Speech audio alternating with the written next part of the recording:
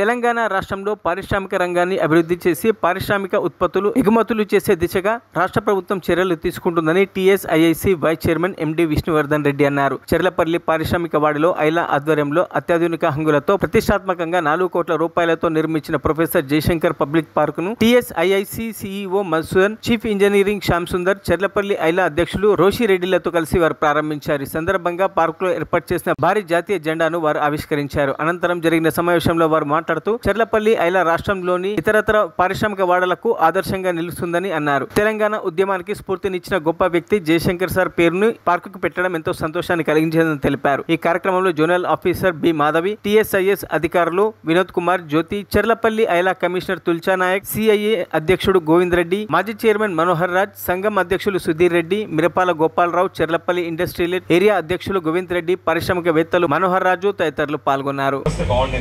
But unfortunately ఇప్పుడు election season కొద్దిగా he's fully committed and engage in other things.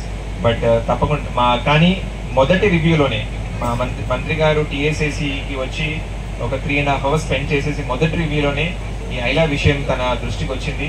తనే చెప్పారు ఇవన్నీ స్ట్రెంథన్ చేయాలి, ఎక్కడెక్కడ ఐలాస్ లేవో దాన్ని తొందరగా ఐలాస్ కూడా ఫామ్ చేయమని చెప్పారు.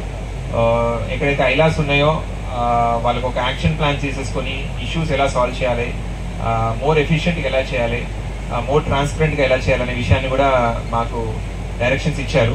సో తప్పకుండా సుధీర్ గారు మీరు అన్నట్టు ఒక ఐలా వర్క్ షాప్ చేసేసి డిఫరెంట్ ఐలాస్ నుండి especially me decades of experience తోటి మీరు నోటీస్ చేసిన విషయాలు టీఐసిసి తరఫున ఏం చేయాలి, గవర్నమెంట్ తరఫున ఏం చేయాలి అవన్నీ అధ్యయనం చేసేసి ఒక సెట్ ఆఫ్ రికమెండేషన్స్ తోటి ఒక యాక్షన్ ప్లాన్ ప్రిపేర్ చేసి తప్పకుండా ముందుకు తీసుకువెళ్తామని మీకు మనవి చేస్తున్నాను.